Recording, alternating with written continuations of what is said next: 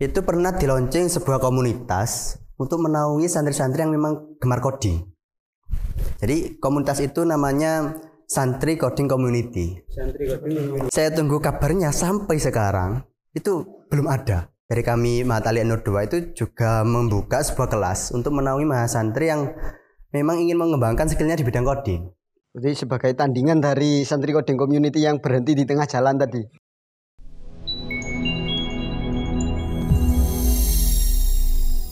Assalamualaikum warahmatullahi wabarakatuh. Selamat datang di Ngobsan, Ngobrol Santai. Perkenalkan, nama saya Muhammad Abro Suryanto, mahasantri aktif Mahatali Pondok Pesantren An-Nur 2 Al-Murtadho Malang.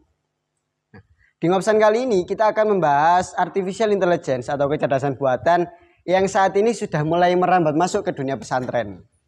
Belakangan muncul pertanyaan, kontribusi dan strategi apa yang harus dipersiapkan oleh santri untuk menghadapi era 5.0.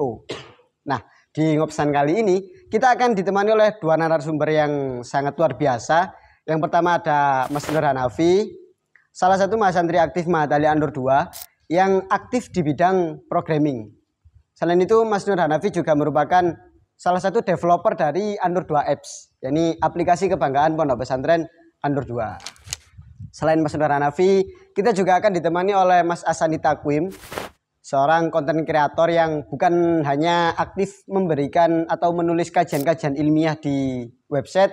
Mas Hasan ini juga aktif memberikan tausiah-tausiah keagamaan untuk menjawab problematika umat di media sosial, baik di TikTok atau di Instagram. Ini adalah Mas Nur Hanafi dan juga Mas Hasan. Gimana kabarnya Mas Hanafi? Alhamdulillah. Mas Hasan kabarnya sehat? Sehat. Puasanya lancar ya? Lancar. Aman. Lancar. Oke. Kita akan membahas tentang artificial intelligence. Tapi poin utamanya ada di kontribusi dan strategi apa yang harus disiapkan oleh santri untuk menghadapi era society 5.0. Itu akan kita bahas nanti di belakang.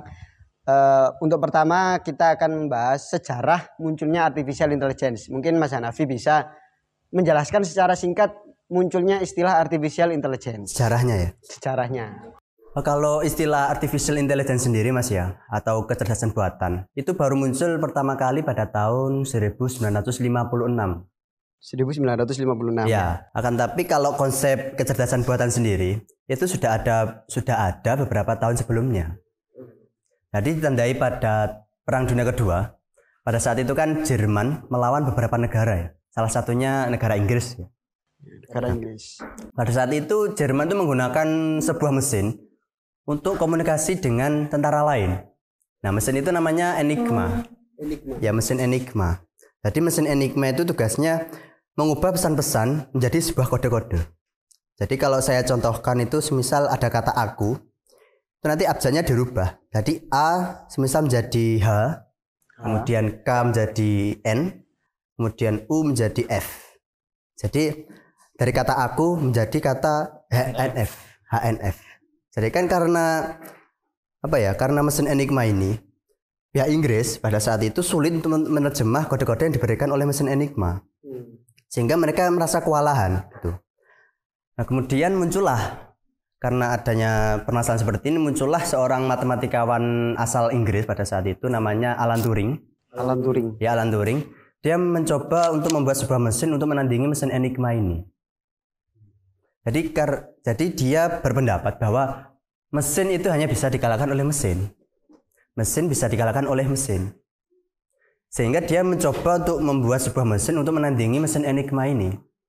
Ya, terbukti setelah mesin dari Alan Turing ini tercipta, kode-kode yang dari Jerman tadi itu mudah dipecahkan oleh mesin hasil buatan Alan Turing ini. Berhasil dipecahkan berarti kodenya. Iya.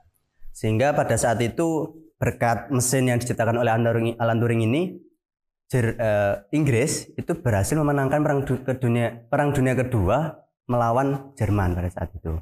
Kemudian setelah Perang Dunia Kedua selesai, Alan Turing itu tetap mengembangkan risetnya, tetap mengembangkan ilmu komputernya, hingga pada tahun 1950 tepatnya, dia berhasil membuat sebuah jurnal yang ia beri judul Computing Machinery and Intelligence. Ya, Computing, Machinery and Intelligence. Nah, pada jurnal itulah dia membuat sebuah pertanyaan yang hingga saat ini menjadi landasan atas perkembangan kecerdasan buatan hingga saat ini. Dia juga berhasil merumuskan bahwa di masa depan nanti akan ada mesin yang bisa berpikir seperti manusia.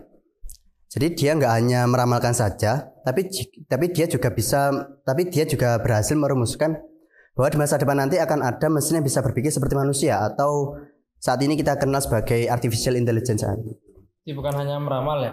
Nah, jadi nggak hanya meramal, tapi dia juga merumuskan.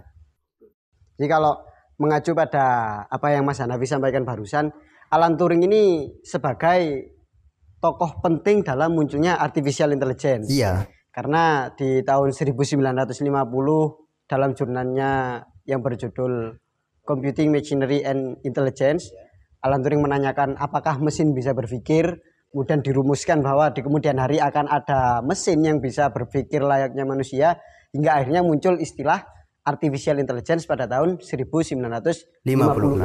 Dan kemudian akhirnya bisa dikembangkan sampai bisa kita nikmati seperti sekarang. Kurang lebih seperti itu. Seperti itu. Maaf Mas ya, yang saya potong sebentar. Tapi kayaknya saya punya pandangan berbeda untuk hal ini. Karena gini, sebenarnya jauh sebelum adanya Alan Turing, itu dulu ada sosok yang juga punya peran penting dalam hal teknologi, termasuk AI tentunya ya. Beliau itu adalah Al-Khwarizmi, salah satu ilmuwan Muslim, kelahiran 780 Masehi. Itu malah berabad-abad sebelum konsep Alan Turing muncul malahan. Jauh sekali itu. Beliau itu dilahirkan di Khwarizmi, nama daerahnya. Mungkin kalau sekarang itu dikenal dengan Uzbekistan. Jadi beliau itu, siapa tadi? Al-Khwarizmi, dulu pernah membuat suatu karya yang berjudul Al-Jam'u wa Tafriq bil Hisab Al-Hindi. Dalam bahasa Arab. Ya, dalam bahasa Arab. Dan dari kitab itulah yang menjadi cikal bakal munculnya suatu teori yang sekarang menjadi kunci dasar dari ilmu komputer. Yang mana teori itu kita kenal dengan nama algoritma. Ya, algoritma. Dan juga algoritma itu kan pada saat ini adalah teori yang digunakan para programmer ya bahasanya ya. Ya, bisa programmer bisa, developer bisa. Programmer atau developer. Ya. Yang digunakan para programmer atau developer untuk mengembangkan programnya. Dan AI itu kan salah satu dari hasil pengembangan program, betul ya? Iya, iya. Betul. Nah, dan juga saya pernah baca salah satu buku dari matematikawan asal Amerika, namanya David Berlinski. Jadi judul bukunya adalah The Advent of the Algorithm, the Idea that Rules the World. Di dalam bukunya tersebut beliau mengatakan bahwa algoritma itu adalah suatu gagasan yang membuat dunia modern seperti sekarang itu menjadi sesuatu yang mungkin.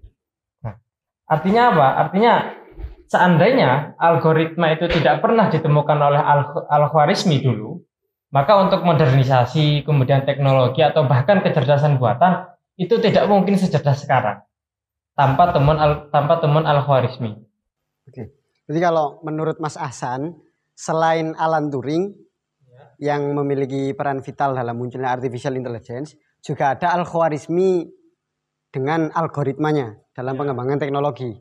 Karena seandainya Al-Khwarizmi tidak menemukan algoritma, maka Alan Turing pun juga tidak akan bisa menciptakan kecerdasan buatan atau tidak mungkin bisa merumuskan kecerdasan buatan. Atau mungkin bahkan modernisasi seperti sekarang nggak akan bisa terwujud. Oke. Jadi untuk sejarah seperti itu tadi. Untuk selanjutnya mungkin tentang bidang-bidang di dalam AI. Bidang-bidang dalam AI. Ya, dalam artificial intelligence sendiri itu ada bidang apa saja? Kalau dalam AI itu nanti ada beberapa bidang ya. Kalau nggak salah ada 4. Jadi yang pertama itu machine learning, ada juga deep learning, NLP. Kalau NLP itu natural language processing. Kemudian yang terakhir ada computer vision. Jadi kalau bidang AI ada 4 ini. Kalau yang kemarin itu Mas, apa itu yang sempat ramai itu Mas? Yang itu loh yang sering dibuat postingan di IG, di mana, di WA, kayak poster gitu loh. Poster bukan poster One Piece, apa namanya? Animasi. Iya, kayak animasi Disney kalau nggak salah namanya. Iya, Disney. Itu poster Disney Pixar. Kalau Disney Pixar kemarin kan itu ramainya menggunakan Microsoft Bing Image Creator kan ya itu. Nah, kalau Microsoft Bing Image Creator itu masuk dalam bidang yang mana dari 4 bidang yang sudah disebutkan Nah, tadi? kalau seperti itu lebih menggabungkan 2 bidang sih Mas. Penggabungan dari 2 bidang. Ya, yang pertama itu NLP tadi, yang kedua computer vision. Computer vision. Jadi tugasnya NLP itu menerjemah prompt atau perintah yang diberikan oleh manusia. Jadi mesin itu nanti dapat memahami prompt atau deskripsi yang diberikan oleh manusia menggunakan bidang NLP ini.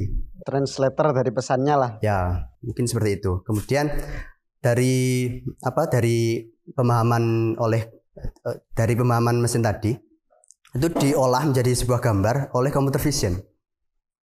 Jadi computer vision itu tugasnya untuk mengelola gambarnya. Pengelolaan gambarnya Iya, pengelolaan dalam computer gambarnya. vision. Berarti cara kerjanya deskripsi, kita memberikan deskripsi dulu, kemudian diterjemahkan oleh NLP, kemudian hasil penerjemahan tadi dipahami oleh computer vision untuk mengolah gambar. Ya, kurang lebih seperti itu. Dari teks menjadi sebuah gambar ya. Iya, tapi gini Mas. Itu kan contoh dari teks menjadi sebuah gambar. Iya. Nah, kalau belakangan ini itu juga ada dari teks menjadi sebuah video. Dari teks menjadi sebuah video. Iya. Itu Lebih namanya canggih lagi. Iya, itu namanya Sora. Sora. Tapi kalau Sora ini masih belum bisa dimanfaatkan untuk sekarang. Karena masih belum di launching. Tapi hasil video yang diberikan itu sudah ada. Contoh hasilnya sudah ada. Kayak trailer film gitu ya. Ya. Oke. Ini kan termasuk salah satu hal yang baru, jadi saya mungkin perlu lihat dulu lah seperti apa. Oke, saya minta operator untuk tampilkan video Sora Kang. Oke. Panas Mas ya. Ini, maaf di sini memang nggak ada AC-nya. Belum Mas, belum.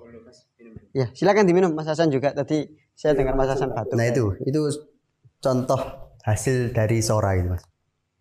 Ini bisa sedetail ini ya. Jadi helai bulunya itu bisa kelihatan jelas gitu. Ada sojunya kan? Ada saljunya. Salju, Oh, Mas. salju. Bukan soju. Solju. Nah ini, jadi semakin detail deskripsi yang kita berikan, nanti juga semakin detail video yang dihasilkan. Nah seperti ini tadi kan deskripsi yang diberikan sangat detail, sehingga kayak keriput-keriputnya, helaian rambutnya, itu sangat jelas sekali. Ini tergantung deskripsi yang diberikan. Iya, juga tergantungnya. Ini karena ini sangat detail loh yang barusan. Nah itu tadi kan, Baca buku di atas awan. ya pemuda umur 20 tahun membaca buku di atas awan. Ini tapi bukan awan kinton kan Mas? Bukan, itu awannya, Kalau sering lihat kartun Mas. awannya Nabi Sulaiman. Awannya Nabi Sulaiman. Awannya Nabi Sulaiman. Oke, kalau video yang ditampilkan bisa sedetail ini, seharusnya untuk membuat video tutorial wudhu atau tutorial tayamum, tutorial sujud yang benar seperti apa, bisa.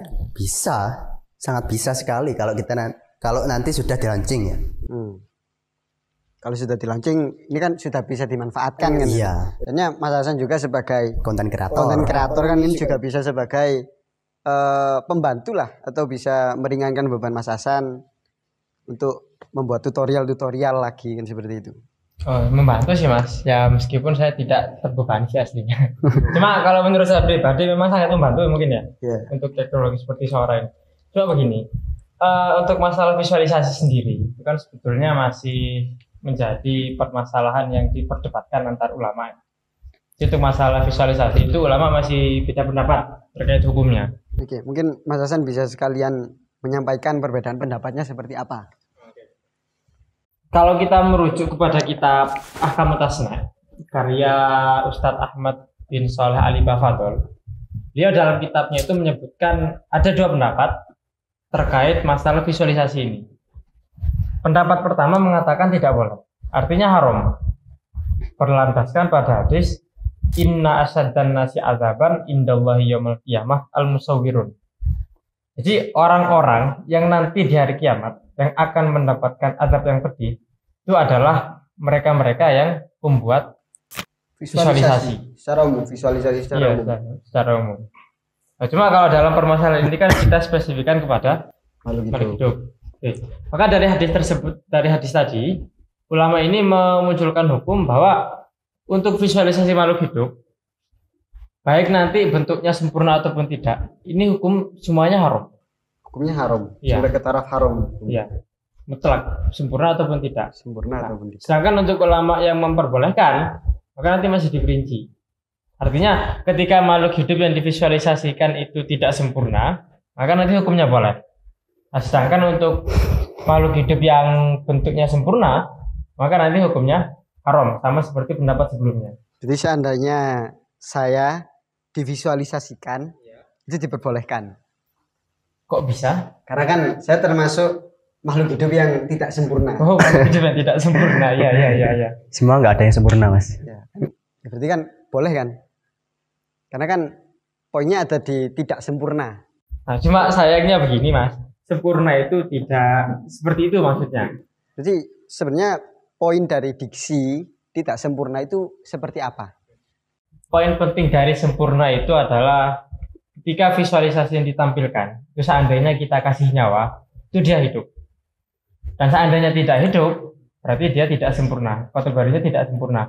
Ini saya kasih contoh, yang divisualisasikan itu hanya bagian kepala mungkin. Ya, seperti di video tadi. Kepala, Pundak, pundak, lutut, kaki.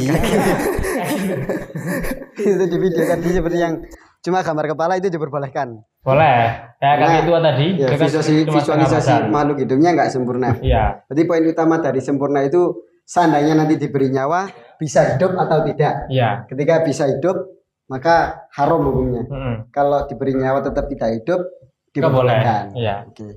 Jadi seandainya nanti saya minta ke Sora atau ke Microsoft Bing Image Creator untuk menampilkan visualisasi dari seorang santri, kemudian muncul gambar Mas Hasan misalnya, muncul gambar Mas Hasan, utuh, mulai dari kepala sampai kaki, itu saya melakukan keharuman. Oh, haram. Itu Haram. kan kalau kita ikut pendapat tadi ya, dua pendapat tadi. Karena sebenarnya masih ada pendapat lain yang memperbolehkan visualisasi secara mutlak. Artinya baik nanti yang divisualisasikan itu bentuknya sempurna ataupun tidak, semuanya boleh. Nah, salah satunya itu adalah Imam Mutawalli Asy'arawi, tahu? Tahu-tahu. Di Mesir kan? Ya, dari Mesir. Beliau itu salah satu ulama besar Mesir. Nah, beliau itu dalam kitabnya, judulnya itu kalau nggak salah Mausu'ah Fatawa Asy'arawi. Ya, Mausu'ah Mausu'ah Fatawa Fatawa Asy'arawi. Asy'arawi. Di dalam kitabnya itu beliau mengatakan bahwa beliau dulu pernah ditanya oleh seseorang tentang hukum gambar hewan yang dijadikan sebagai hiasan dinding, itu apakah hukumnya sama dengan patung? Apakah hukumnya sama dengan patung? Ya, kemudian beliau menjawab, untuk gambar yang dijadikan sebagai hiasan dinding, itu hukumnya boleh. Artinya tidak haram, tidak sama dengan patung. Karena memang untuk pembuatan patung itu kan hukumnya haram. Haram. Kenapa? Karena patung itu identik dengan pengkultusan atau penyembahan. Oh. Karena kalau kita lihat orang-orang dulu kan, apalagi orang-orang jahiliyah, itu kan sangat masih kental dengan tradisi menyembah berhala. Nah, sehingga untuk membuat patung itu ditakutkan nanti akan dijadikan objek penyembahan sehingga haram. Karena saat baru masuk Islam itu rasa ingin menyembahnya itu sangat tinggi ya, masih sangat tinggi lah. Kemudian makanya untuk gambar-gambar yang hanya dijadikan sebagai hiasan dinding itu masih diperbolehkan gitu. Jadi kalau mengacu pada pendapat yang disampaikan oleh Syekh Mutawalli Asy'arawi, Imam Mutawalli Asy'arawi tadi, poin utamanya ada di visualisasi tadi dikultuskan atau tidak. Ya. Jadi ketika dikultuskan hukumnya haram seperti pendapat ulama-ulama sebelumnya. Kalau tidak dikultuskan maka diperbolehkan secara mutlak, entah nanti visualisasi makhluk hidupnya sempurna atau tidak. Oke, berarti untuk seperti Sora tadi kita kan boleh kan untuk memanfaatkannya. Sangat boleh, Mas. Bahkan bisa jadi untuk memanfaatkan Sora itu mungkin sudah menjadi sebuah keharusan bagi seorang santri. Malahan harus.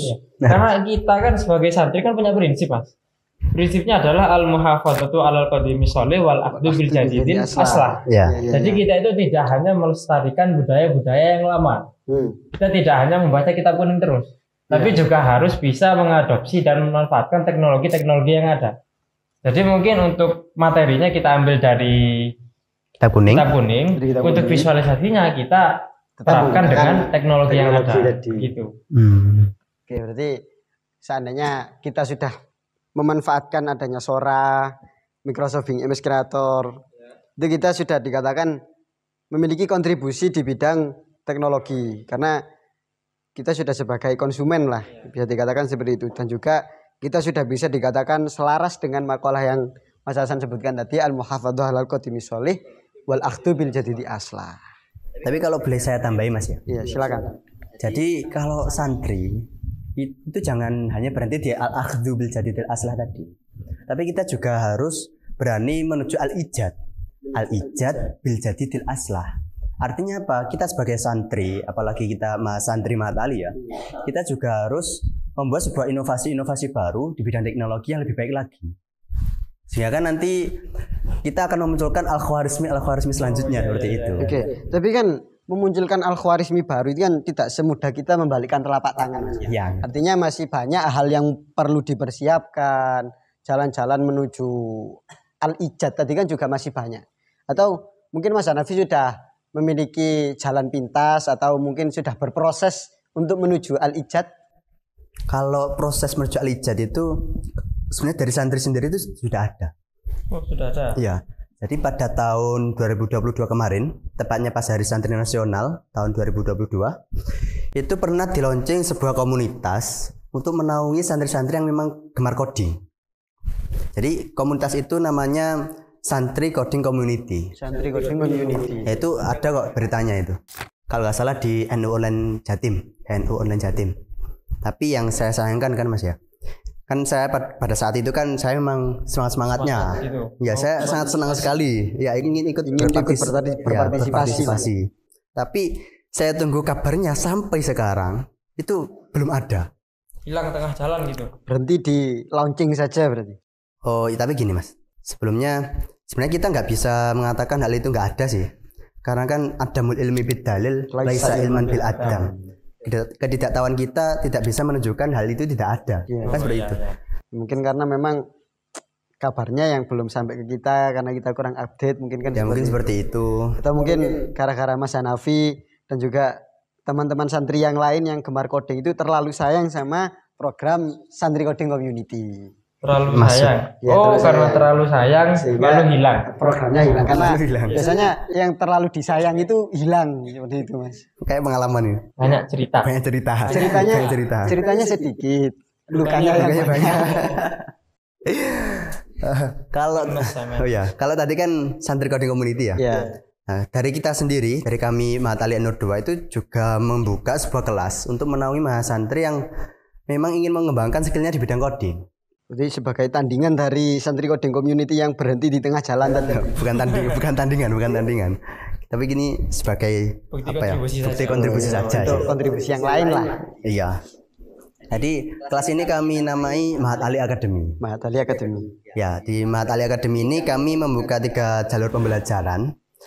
Ada mobile development, ada cloud computing, yang terakhir itu ada machine learning. Nah, nanti mungkin Masnya mau ikut silakan bilang saya. Promosi. Kita tanya lebih lanjut. Nah, itu kan apa ya? Ini kan sebagai proses atau langkah awal kita menuju al-ijad. Meskipun al-ijad tadi katanya Mas Abror itu sulit. Ya, memang sulit, tapi ini kan banyak yang perlu dipersiapkan. Ya, tapi ini kan sebagai proses atau langkah awal kita menuju al-ijad. Oke, untuk Mahat Ali Academy sendiri, sebenarnya goal apa yang diharapkan dari adanya program Mahat Ali Academy atau aplikasi apa sih yang mau dibuat? Kalau saat ini kami masih dalam proses pengembangan aplikasi tugasku. Oh, aplikasi tugasku ya. Ya, jadi masih dalam proses pengembangan aplikasi tugasku, di mana aplikasi ini berfokus pada pengumpulan tugas mahasantri Mahat Ali. Tuh. Di basis online gitu ya, tugasnya. Selain itu kami juga akan membuat, jadi rencananya kami juga membuat sebuah aplikasi baca kitab, di mana nanti fiturnya itu akan men-scan kitab-kitab gundul itu, kan nggak ada harokatnya. Nanti aplikasi itu akan memberikan harokat, juga akan memberikan kaidah tata bahasanya atau nahwu sorofnya itu.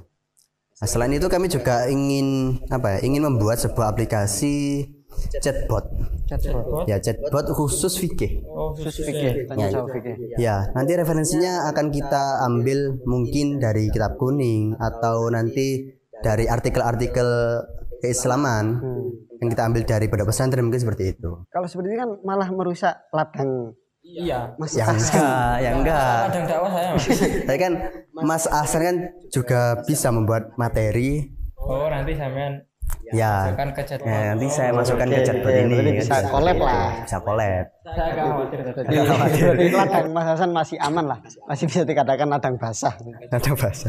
Cuma saya agak tertarik ya sama apa harapan-harapan tadi ya. Berarti kan kita sebagai santri itu sebenarnya punya peluang besar Mas untuk menjadi apa namanya inovator dalam pengembangan AI. Tidak hanya konsumen, tidak hanya menjadi pengguna begitu ya. Jadi santri itu harus aktif. Jadi jangan pasif, tapi kita juga harus aktif. Oh iya. Saya juga pernah, saya sekarang tuh apa ya? Juga ingat dawuhnya Romo Yai Bat. Itu kan beliau pernah mengatakan bahwa santri ojo kalah karo sing kudu santri kan gitu. Iya kan ya? Iya. Nah, jadi santri jangan sampai kalah dengan yang bukan santri. Artinya apa? Kita sebagai mahasantri selain kita belajar membaca kitab, kita juga harus bisa membuat inovasi-inovasi baru di bidang teknologi seperti ini. Jadi jangan sampai kalah dengan yang non santri seperti itu. Santri tidak boleh kalah dengan yang bukan santri. Berarti kalau yang bukan santri aja bisa berinovasi, maka kita sebagai santri juga harus bisa. Iya, jangan kalah. Jangan kalah. Oke. Berarti kalau seperti itu sebenarnya peran santri itu malah di situ. Iya. Peran santri itu ada di tadi sebagai penggerak, sebagai inovator, munculnya kecerdasan buatan, atau teknologi-teknologi yang lain. Karena kan memang kita sebagai santri memiliki kekuatan besar untuk menjadikan artificial intelligence atau teknologi yang lain ini bukan hanya sebagai alat tanpa jiwa, melainkan sebagai mitra yang bisa menguntungkan kita pihak pesantren di berbagai aspek. Seperti itu. Iya, tentu. Oke. Mungkin ngopsan malam kali ini cukup sampai di sini dulu. Terima kasih buat Mas Hanafi, buat Mas Hasan juga karena sudah meluangkan waktu di tengah kesibukannya. Mungkin kita bisa berbincang-bincang lagi di lain hari lah. Semoga kita bertemu lagi. Sebentar Mas, ini buangnya di mana? Jadi saya bukan terus. Oh iya. Sudah ada tempatnya. Mungkin bisa diminum. Alhamdulillah, ngopsan kali ini saya rasa sangat luar biasa karena dari Mas Hanafi juga Mas Hasan kita mendapatkan hal baru atau mendapatkan poin penting bahwa kita sebagai santri sebenarnya memiliki peluang besar untuk menjadi pemimpin yang visioner di bidang teknologi atau lebih khususnya di bidang artificial intelligence. Karena kita juga harus menginspirasi generasi-generasi berikutnya untuk tetap berkontribusi atau tetap memanfaatkan teknologi dengan hal yang sangat bertanggung jawab namun juga tetap inovatif. Nah, oleh karena itu kita sebagai santri sebenarnya memiliki peran kunci dalam membentuk dunia yang kita inginkan. Ini bukan hanya visi, ini adalah ajakan untuk bertindak. Oleh karena itu, mari kita bergerak bersama untuk membuat apa yang kita harapkan tadi menjadi kenyataan. Sekian ngobsan kita malam hari ini. Saya Muhammad Abdul Suryanto. Nantikan pembahasan-pembahasan menarik lainnya tetap di Ngobsan, ngobrol santai bersama Mahatali. Wassalamualaikum warahmatullahi wabarakatuh. Terima kasih Mas Hanafi. Mas Hasan juga hati-hati di jalan. Banyak kenangan. Kenangan.